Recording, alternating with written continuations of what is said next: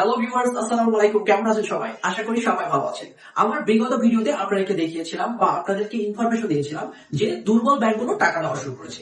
তবে বিগত সপ্তাহে তাদের লেনদেন কিছুটা স্বাভাবিক হলেও এই সপ্তাহে আবার প্রবলেম দেখা দিয়েছে। তাদের ক্লাউড অ্যাপস বন্ধ, অর্থাৎ ইন্টারনেট ব্যাংকিং, পাশাপাশি তাদের এটিএম থেকে যে 5,00,000 টাকা পার ডে তোলা ছিল সেটাও বন্ধ করে দিয়েছে।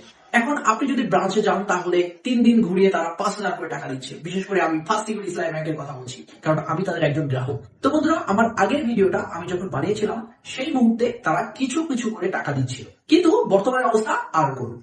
চেক নিয়ে ব্রাঞ্চে গেলে তাদের লম্বা সিরিয়াল, এরপরও তারা 2-3 দিন ঘোরানোর পরে 5,000 করে টাকা দিচ্ছে। তো বুঝতেই পারছেন কতটা নাজুক অবস্থা এই ব্যাংকিং খাতে। আর এভাবেই দিন দিন গ্রাহকদের হয়রানি বৃদ্ধি পাচ্ছে, যেটা সত্যি গ্রহণযোগ্য নয়। তাই ব্যাংকের নীতি নির্ধারকদের কাছে আমার দাবি, আপনারা অনীতি বিলম্বেই যুগ উপযোগী সিদ্ধান্ত নিন, যেটা আমাদের গ্রাহকদের মনে স্বস্তি ফিরিয়ে আনবে। আশা করি দ্রুতই এর একটা সুরাহা হবে। সবাই ভালো থাকুন। আল্লাহ হাফেজ।